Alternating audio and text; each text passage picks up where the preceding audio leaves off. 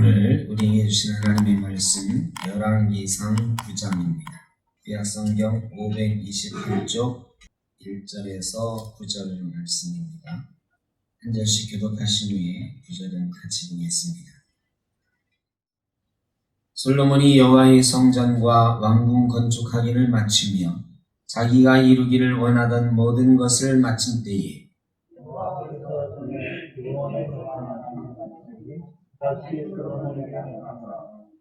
여호와께서 그에게 이르시되 내 기도와 네가 내 앞에서 간구한 말을 내가 들었은즉 나는 네가 건축한 이 성전을 거룩하게 구별하여 내 이름을 영원히 그곳에 두며 내 눈길과 내 마음이 항상 거기에 있으리니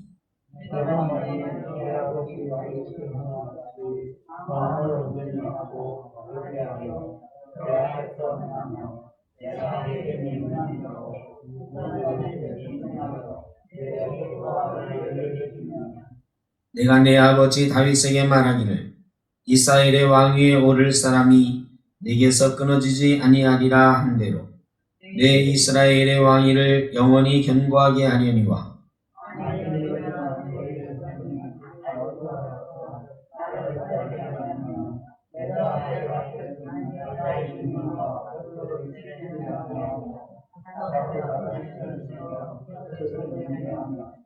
내가 이스라엘을 내가 그들에게 준 땅에서 끊어버릴 것이요 내 이름을 위하여 내가 거룩하게 구별한 이 성전이라도 내 앞에서 던져버리리니 이스라엘은 모든 민족 가운데에서 속담거리와 이야기거리가 될 것이며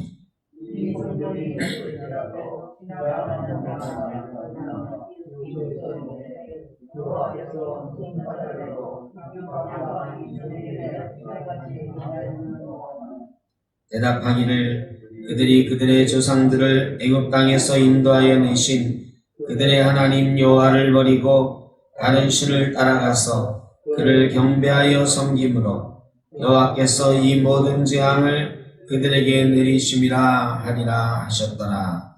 아멘.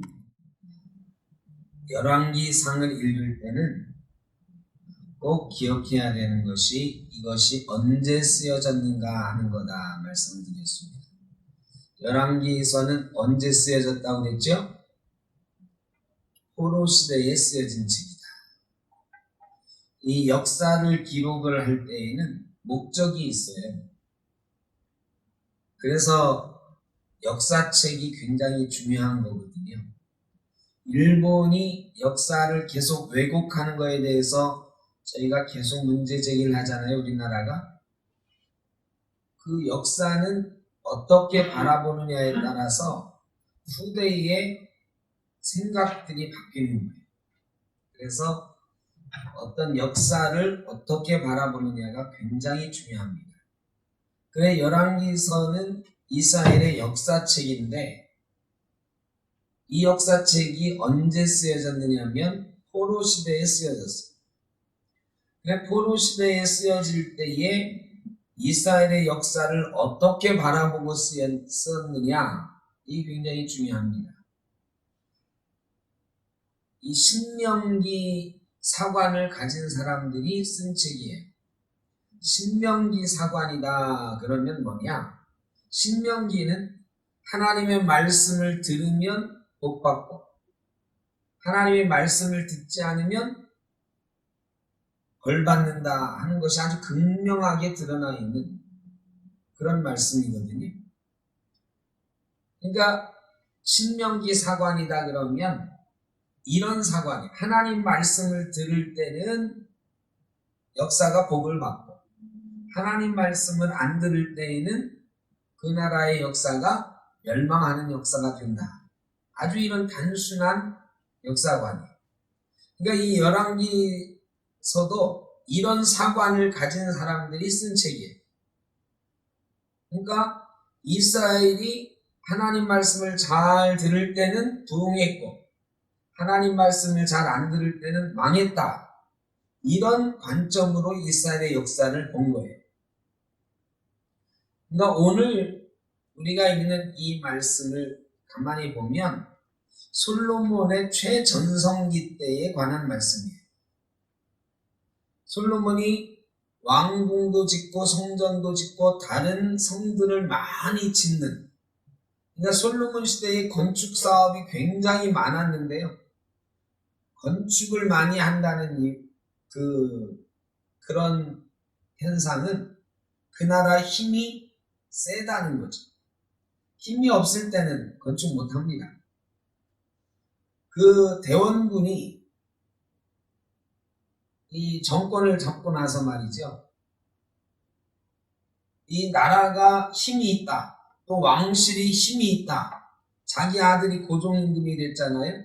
그래 이제 왕실을 여태까지는 뭐 창동 김신이 뭐 이런 사람들이 이 세도가들이 왕실을 좀 우습게 알았잖아요. 그래서 왕실을 우습게 알지 마라. 왕실이 이렇게 힘이 있다. 이런 걸 보여주기 위해서 한 게 뭐죠? 경복궁을 재건한 거예요. 그래서 당백전 이런 것도 막 발행했잖아요. 그 엽전을 만들면서 이거는 옛날 엽전 100개의 값어치가 있는 거다 해가지고 그런 돈도 막 찍어내면서 경복궁을 세웠어요. 그러니까 건축을 많이 한다는 건 힘을 과시하는 거예요.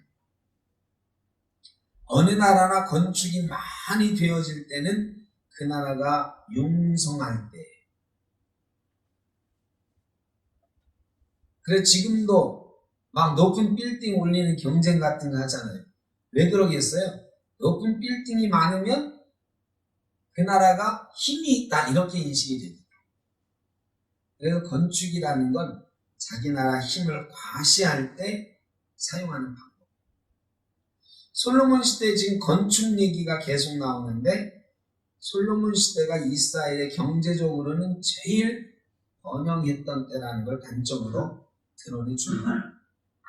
그런데 오늘 말씀은 하나님께서 경고하시는 말씀이에요. 네가 지금 잘 나가는데 조심해라. 네가 지금 잘 나간다고 해가지고 다른 길로 조금만 삐끗하면 너에게 주었던 모든 복은 거두어질 것이다. 네가 그렇게 자랑하고 거룩하다라고 구별해서 지어가지고 나에게 바쳤던 이 성전조차도 네가 내 말을 듣지 않고 다른 길로 나가면 버려버릴 것이다. 이게 꼭 초치는 얘기 같잖아요. 지금 한참 잘 나가는데 말이죠. 잘 나가는데 아주 무서운 경고의 말씀을 삽입해 놓았단 말이죠. 이 역사를 쓴, 이 책을 쓴 사람들이 그거를 경험한 것. 우리가 이 잘 나갈 때 하나님의 말씀을 기억했다면 우리는 솔로몬의 이 영화를 계속 누릴 수 있었을 건데 그 하나님의 말씀을 기억하지 못했기 때문에 우리나라가 결국은 망했다. 이런 뼈저린 반성 속에 이 말씀을 기억하고 기록을 해놓은 거예요. 건축을 왕궁과 성전을 건축한 후에라고 성경은 기록되어 있거든요. 이런 건축의 역사를 마친 후에 솔로몬이 어깨가 으쓱할 수 있잖아요. 여러분 성전을 세워놓고 왕궁을 13년 걸쳐 세워놓고 얼마나 으쓱했을까요?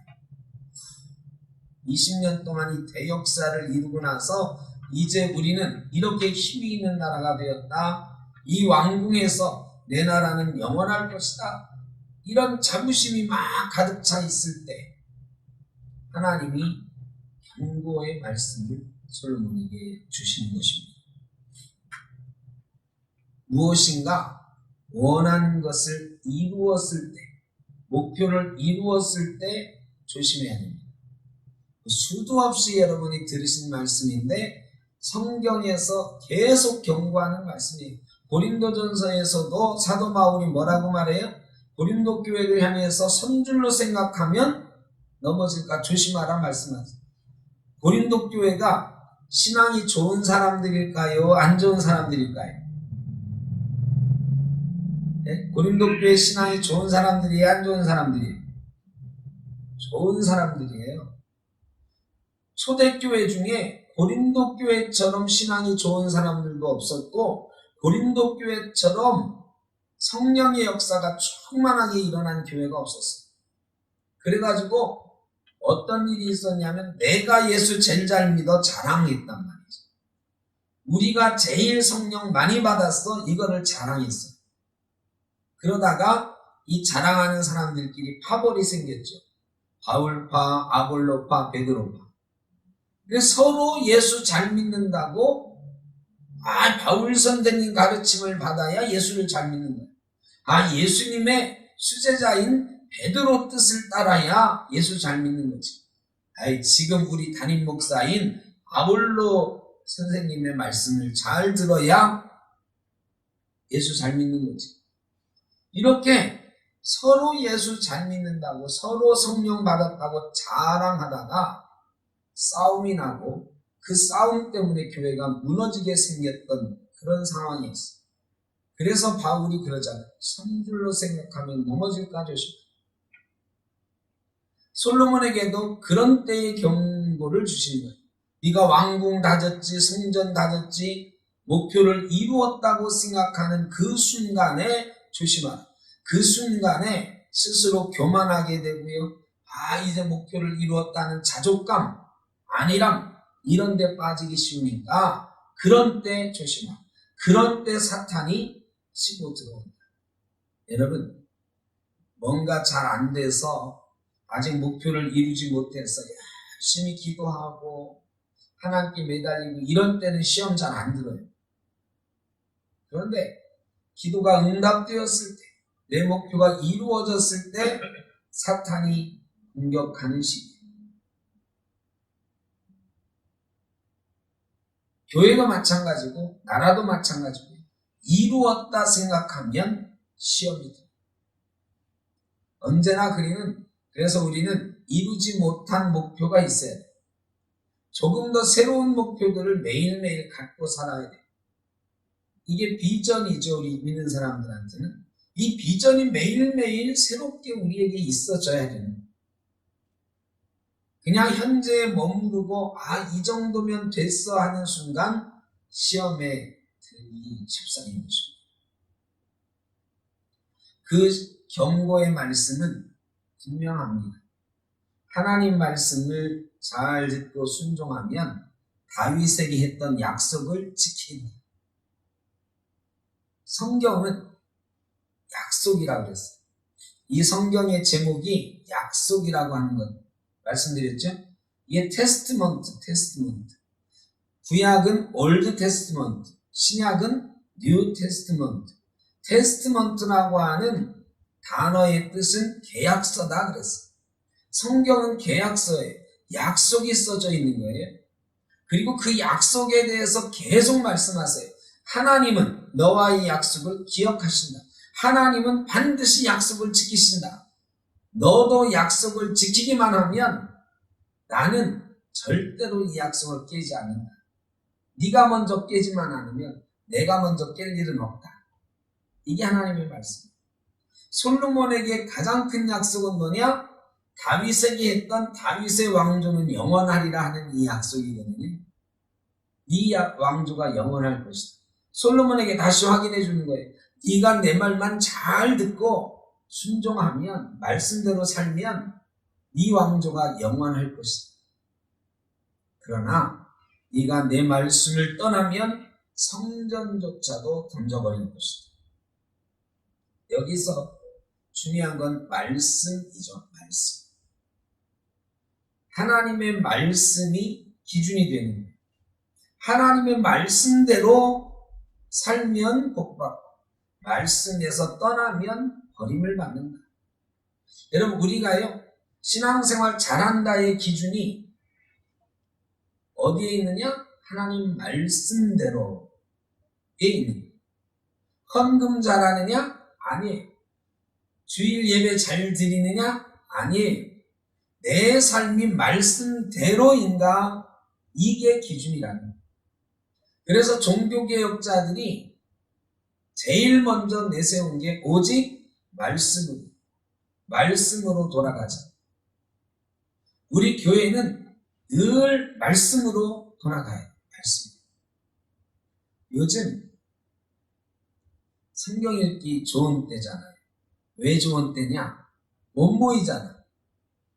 이 모일 때는 자주 모여서 설교 듣고 성경 공부하고 이런 걸로 만족을 했잖아요. 새벽 기도 나와서 같이 성경 읽고.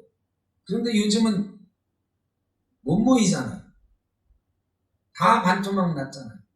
그러면 못 모이는 사람들이 갈증이 좀 있어야 돼요. 말씀에 대한 갈증이 좀 있어야 되거든요.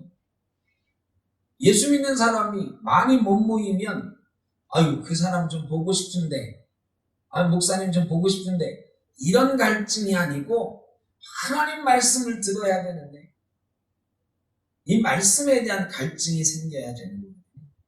그러니까 우리 센터교육인들 여기 안 나오는 분들도 저는 그러리라 생각해요. 정도의 차이는 있겠지만 말씀을 듣지 못하는 것에 대한 갈증들이 누구나 있을 때에 이런 때에 집이 틀어가지고 다른 교회 목사님 설교 말씀 듣는 것보다 제일 좋은 건 뭐냐? 하나님 말씀을 읽는 거예요. 우리 제3여전도회에서 성경 쓰기 해가지고 네 분이 성경을 신약 성경을 다 쓰셨어요. 이런 거 참 좋은 거예요. 성경을 다 필사하지 않더라도 군데군데 자기가 묵상할 때를 찾아서 기록하면서 묵상해보는 거. 이거 정말 좋은 거지. 모이지 못하는 대신 혼자 하나님의 말씀을 대할 수 있는 기회가 많은 때. 요즘 우리가 어떤 신앙을 가져야 되느냐? 이 코로나 시대에 우리는 어디로 돌아가야 되느냐? 딱 하나입니다. 말씀으로 돌아가자. 집에서 성경 읽으셔야 됩니다. 지금 영상으로 보고 계시는 우리 센터교회 성도님들 집에서 이 영상 보는 것보다 더 중요한 건 뭐냐? 하나님 말씀을 읽는 거예요. 말씀 읽기 참 좋은 때예요. 돌아다니지 못하잖아요. 요즘 잘 안 돌아다니시죠? 집에 있는 시간이 요즘처럼 많은 때가 없었어요. 저도 휴가하면서 사실은 제가 옛날에 휴가할 때는 참 많이 돌아다녔거든요. 그동안 못 만난 사람, 방문하지 못한 것. 근데 제가요, 딱 두 군데만 돌아다니고 왔어요. 유아웅 장로님, 금년에 한번 내가 찾아뵙는다 했는데 못 찾아뵙기 때문에 이번 기회 아니면 안 되겠다 싶어서 가서 그 집 가서 잠깐 기도하고 말씀 나누고 왔고 또 저희 아버지 집에 다녀왔어요. 집에서 아버지 집에서 자고 그러고는 거의 방콕이었어요. 어디 기도원 같은 데도 요즘은 별로 사람들이 많이 있는데 가는 게 그러니까요. 그냥 거의 집에 있었어요. 여러분 대부분 그럴 거란 말이죠. 어르신들 이제 어디 많이 안 다니시잖아요. 우리 성도님들도 어디 많이 안 다녀요. 그럼 집에 있는 시간이 많은데 집에 있는 시간에 뭐 하시냐? 성경입니다. 말씀으로 돌아가기 좋은 때에 이 코로나 시대에 우리의 신앙을 어떻게 세워갈까? 집에 있는 시간이 많으니 말씀을 읽는 데 집중하자. 그게 아마 우리가 이 코로나 시대에 찾아야 될 답이 아닌가 이런 생각이 듭니다. 그래서 이 코로나가 내년에 계속되면은 저희 교회도 성경 통독하는 어떻게든 우리 교인들이 성경을 한번 통독해내는 그런 것들도 좀 시도해 봐야 되겠다 이런 생각도 들고 근데 프로그램으로 성경 통독 프로그램 뭐 이런 거보다는 우리 스스로 말씀에 집중하고 말씀으로 돌아가는 것 요즘 우리가 어려운 때잖아요. 여러분 근데 교회의 역사를 보면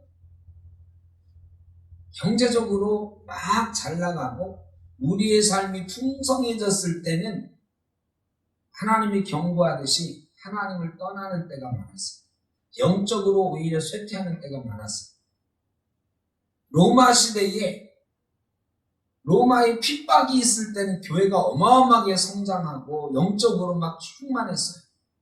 그런데 313년에 콘스탄틴 대제가 교회를 인정하고 492년에 데오도시우스 황제가 교회를 국교로 만든 다음에 중세의 타락이 시작됐어요. 어려울 때는요, 무덤 속에서 카타콤에서 정말로 열심히 신앙생활하던 사람들이 밖으로 나오게 되니까 오히려 나라가 기독교를 국교로 인정하니까 타락하기 시작했어요. 우리도 가만히 보세요. 우리 기독교 역사는 사실 140년밖에 안 됐어요. 아직 140년도 채 안 됐어요. 1885년에 우리 개신교의 언더우드 선교사와 알렌 선교사가 들어왔을 때를 기점으로 보면 이제 140년 돼가는 거예요. 그런데 언제 교회가 부흥하고 언제 우리 영적으로 성숙함이 있었느냐? 일제시대, 일제강점기 때 부흥운동이 일어났어요. 6.25 이후에 60년대, 70년대 한국교회가 놀랍도록 성장했습니다. 그런데 이 성장이 우리가 경험했던 성장이에요. 먼 역사가 아니고 몇백 년 전 역사가 아니고 저 어릴 때 역사고 여러분의 전성기 시절이죠. 그때 한국교회가 놀랍도록 부흥했어요. 그냥 천막 치고 예배해도 사람들이 막 물밀듯 밀려왔어요. 그런데 이 역사가 불과 30년 만에 무너져 내리기 시작했습니다. 이 30년 동안 우리에게는 어떤 일이 있었느냐? 한강의 기적이 있었어요. 경제적으로 놀랍게 성장하고 빌딩이 올라가고 교회의 건물이 세워졌어요. 아까 말씀드렸듯이 옛날에 저 학교 다닐 때만 해도 우리나라에서 제일 높은 빌딩 그러면 교과서에 뭐가 있었어요? 3.1 빌딩이 있었어요. 3.1 빌딩. 여러분 지금 3.1 빌딩 기억이나 하세요?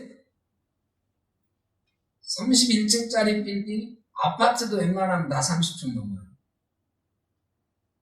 아파트가 100층짜리 아파트도 생겼고 이제 세계에서 몇 번째 높은 타워도 세워졌어요.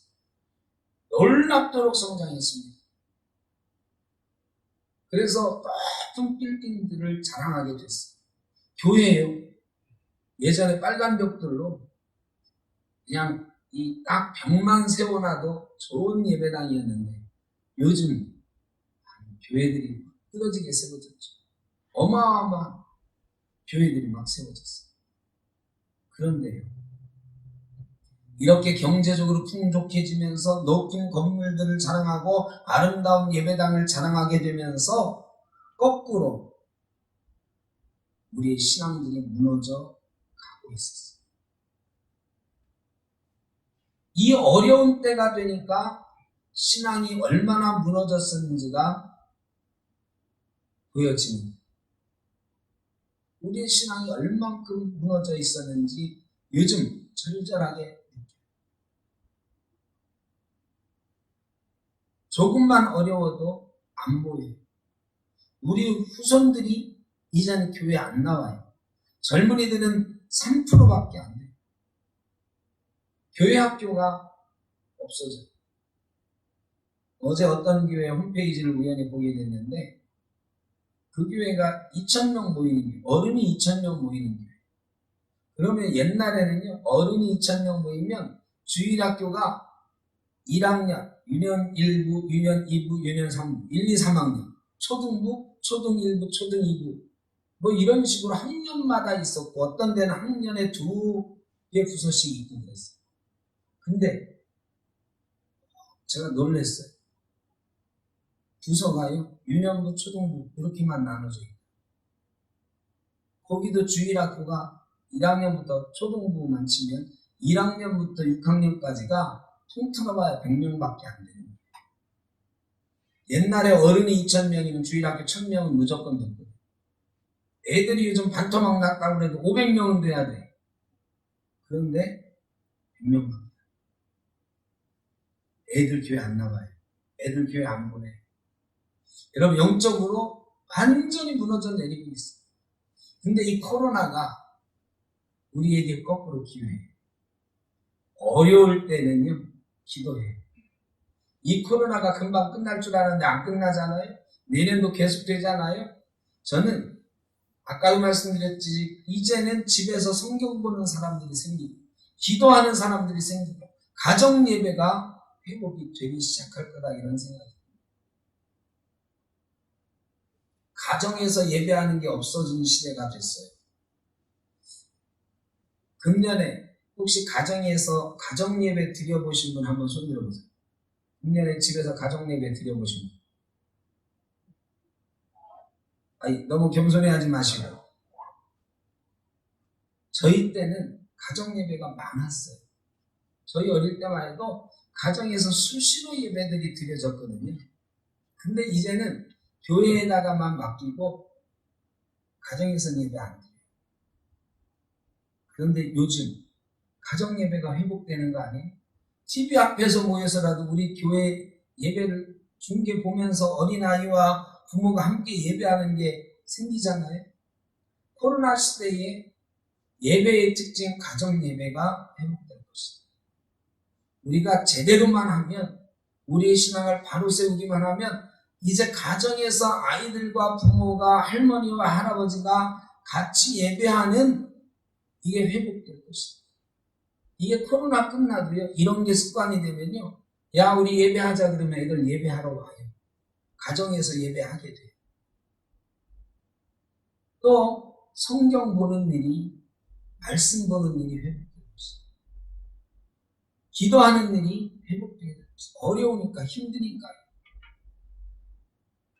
그래서 모이는 인원은 줄고 재정적으로도 교회가 힘들어지는 상황이 됐지만 거꾸로 우리 영적으로는 다시 한번 각성할 수 있는 기회가 될 것이다. 이런 생각이 듭니다. 그래서 코로나 시대는 말씀으로 돌아가는 시대요. 가정이 예배로 회복되는 시대요. 우리의 영이 다시 회복되는 시대가 될 것이다. 여태까지는 우리가 솔로몬 시대였어요. 너무 빨리 솔로몬 시대가 왔어요. 너무 빨리 풍성하게 그냥 경제적으로 풍족한 시대가 돼버려가지고요. 영이 무너져 내렸어요. 솔로몬의 영이 이렇게 경고를 함에도 불구하고 이 9장에 이제 솔로몬 시대를 압축해 놓았는데 어떤 얘기들이 있냐면 가불 땅을 히람에게 주었다. 이런 말이 나와요. 이 히람이 건축 자재를 공급하던 두로의 왕이었잖아요. 이 사람에게 땅을 선물로 줘요. 그 대가로 땅을 줍니다. 땅을 하나님께서 이스라엘에게 주신 땅을 이방인에게 내어줘요. 그 다음에 역군을 일으켰다 하는 말이에요. 역군을 성전 짓느라 왕궁 짓느라 그 다음에 수많은 성들을 짓느라고 솔로몬 시대는요 백성들이 계속 나라에 불려가가지고 일한 거예요. 여러분 그런데 이게요 출애굽 당시에 모세가 성막을 만들 때는요 사람들이 다 자원해서 했어요. 그만 가져와라고 하는데도 자꾸 가져와가지고 넘쳤다고 그랬어요. 사람들이 자원을 했었어요. 그런데 이 솔로몬 시대에는 사람들이 자원해서 우리가 그 건축할게요. 그 성 우리가 지을게요. 이랬을까요? 아니요. 이미 사람들이 지파별로 할당량이 있었고 지파별로 역군들의 숫자를 정해가지고 모집을 했어요. 강제로 동원을 했어요. 나중에 어떤 얘기가 나오냐면 왜 유다 지파는 일 안 시키고 우리만 시켜? 이런 얘기까지 나왔어요. 유다 지파는 자기 지파라고 솔로몬이 좀 빼주고 다른 지파에서 막 격출을 해가지고 일을 시켰어요. 이게 나중에 어떻게 돼요? 솔로몬 아들이 왕이 됐을 때, 르호보암이 왕이 됐을 때 백성들 다른 부족의 족장들이 와가지고 그러잖아요. 우리에게 이 역군, 이 건축하는 요 일을 조금 덜어달라. 그러면 우리가 당신을 잘 섬기겠다.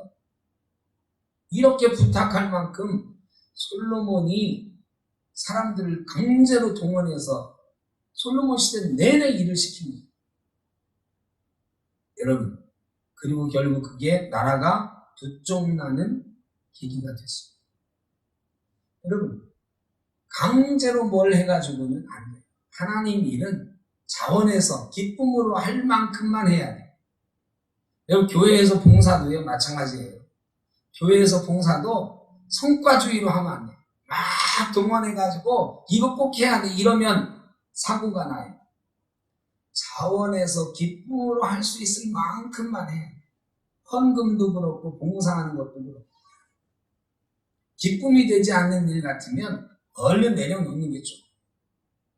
모두에게 기쁨이 될 수 있는 그런 일을 돼야 됩니다. 그 다음에 이 역군 가운데 나중에 이제 지파별로 막 이렇게 하는데, 지파별로 하다가 사람 숫자가 모자라잖아요.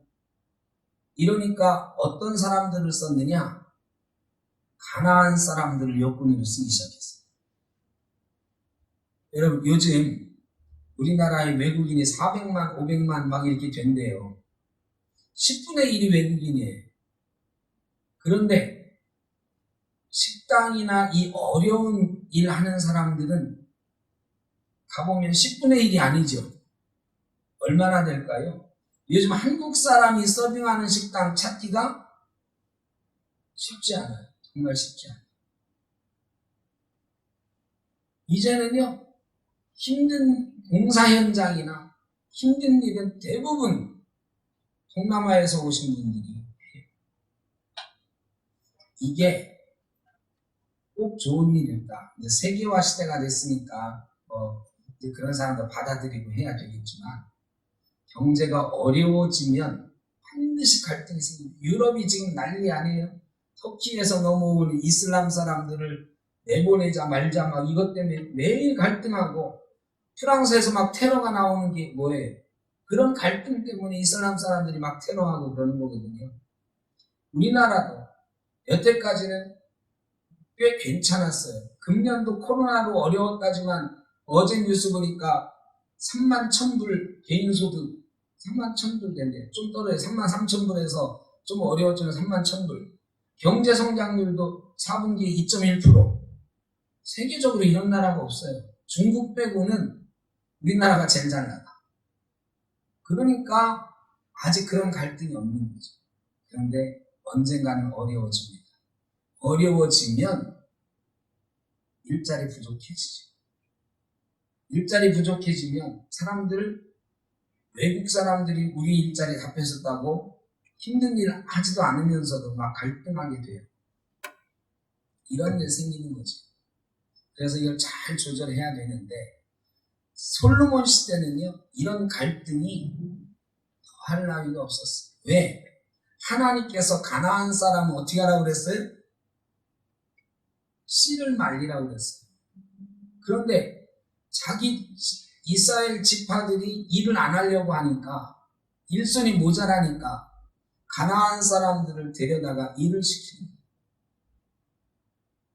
결국 이 사람들이 이스라엘에 정착하게 됐죠. 그리고 그들의 신앙을 인정해 줬어요. 그들이 자기들 마음대로 제사하고 이런 것들을 그냥 용납했거든요. 심지어는 솔로몬이 그들의 족장의 딸들을 부인으로 얻어가지고 그들의 신당을 차려주기도 했어요. 이스라엘이 영적으로 무너지는 배경이 됩니다. 이방인들을 살려줬어요. 이방인들을 오히려 솔로몬이 일시키고 부인으로 맡고 이러면서 나라에 그걸 힘으로 이용을 했어요. 신앙이 무너졌죠. 바로의 딸을 위해서 밀로를 건축했다. 이런 얘기가 나와요. 성을 하나, 밀로성이라고 하는 성을 건축했는데, 누구를 위해서 건축했느냐? 바로의 딸을 위해서. 바로의 딸이 솔로몬의 부인이 됐잖아요. 이건 아주 중요한 의미가 있는 거죠. 솔로몬의 외교 정책은 딱 한마디로 결혼 정책이었어요. 주변의 나라들과 힘 있는 나라들과 혼인을 하고 그 사람들과 싸우지 않겠다고 확신하는 정책이었어요. 그 중에서도 대표적인 게 애굽이에요. 애굽하고 혼인을 하고 애굽 왕의 딸을 위해서 성을 지어주고 거기다가 신당을 차려줬어요. 그리고 다른 딸들도 700명이나 그렇게 했다고 성경은 나중에 기록하죠. 솔로몬이 건축을 많이 하는데 하나님을 위한 건축만 한 게 아니에요.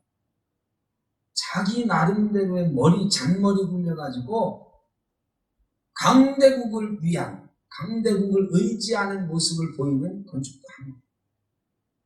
솔로몬이 무너져 가고 있는 거예요. 성은 많이 쌓고 있지만 영적으로 무너져 가고 있는 거예요. 솔로몬 친구가 성경에 보면 다윗에게는 친구들이 많이 있었어요. 선지자 나단이 있었고요. 다윗 주변에는 다윗에게 간언하는 많은 사람들이 나와요. 등장해요. 그런데 솔로몬 시대 역사를 보면 한 명도 솔로몬에게 간언하는 사람이 있었다는 기록이 나오질 않아요.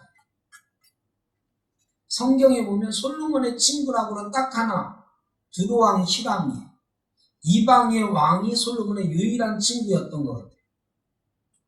시바 여왕 와서 솔로몬하고 친하게 지내다가 가긴 했지만 솔로몬과 영적인 교감을 나눈 사람이 있었다는 기록이 하나도 없어요.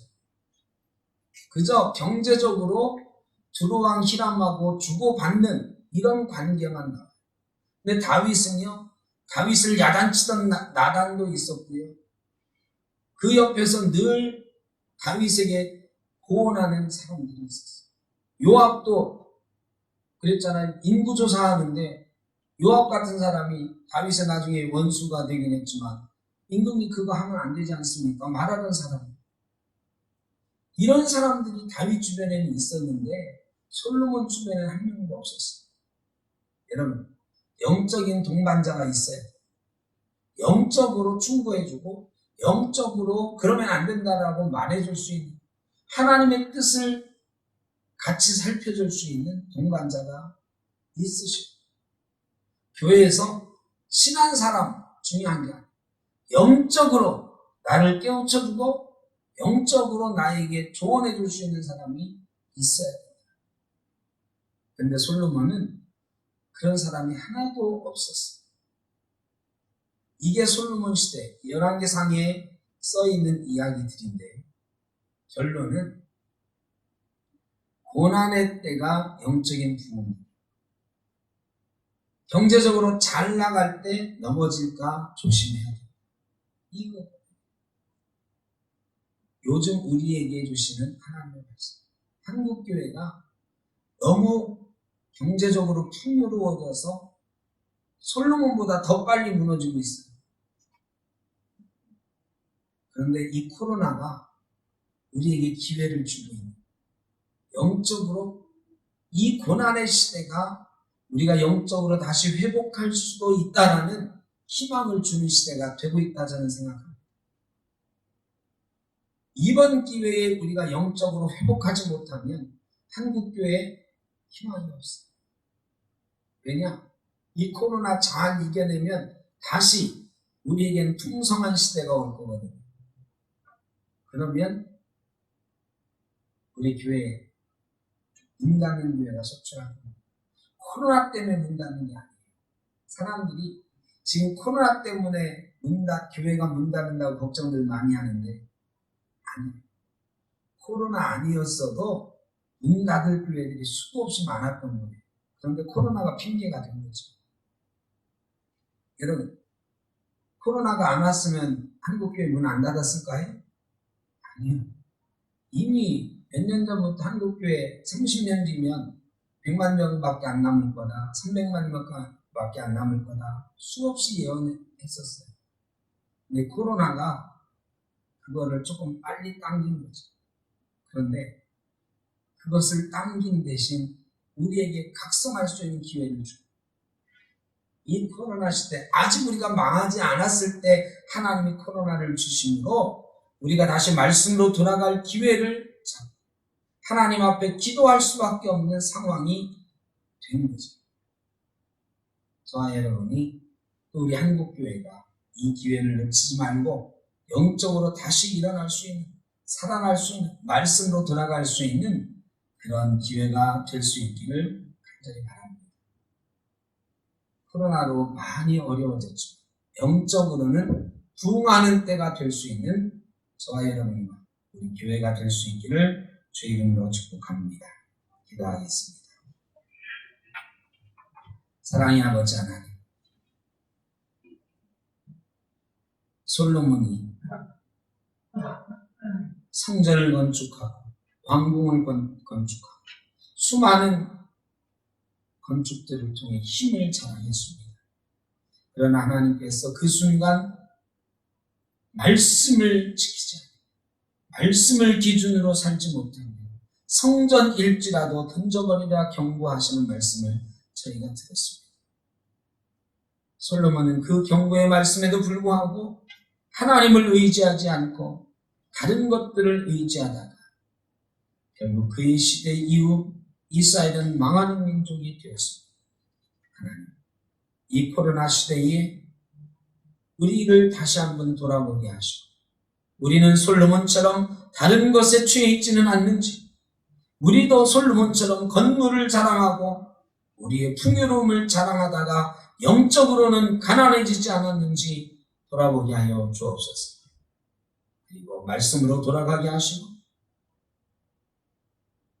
우리의 영이 다시 한번 뜨거워지고 영적으로 부흥이 가는 놀라운 기회가 될 수 있도록 저희를 지켜 주옵소서. 흩어져 있는 이 땅의 모든 교인들, 흩어진 곳에서 예배자가 되게 하시고 말씀 속에 다시 서는 귀한 성도로 거듭날 수 있도록 주님 복 내려 주옵소서. 우리 센터교회 성도님들도 흩어져 있는 그 자리에서 예배하며 말씀을 묵상하며 하나님 앞에 다시 한번 성도로 마음가짐을 새로 할 수 있는, 그리하여 영적으로 부흥해가는 놀라운 은혜를 누리게 하여 주옵소서. 이제는 우리 주 예수 그리스도의 크신 은혜와 아버지 하나님의 무한하신 사랑하심과 성령의 인도하시며 교통하시며 코로나로 어렵지만 이 어려운 때에 오히려 영적으로 다시 서는 기회가 되기를 소원하는 주의 사랑하는 자녀들 위해 승덕교회와 모든 권속들 위해 이 땅의 교회와 성도들 가운데 영원토록 함께 하시기를 간절히 축원하옵나이다. 아멘.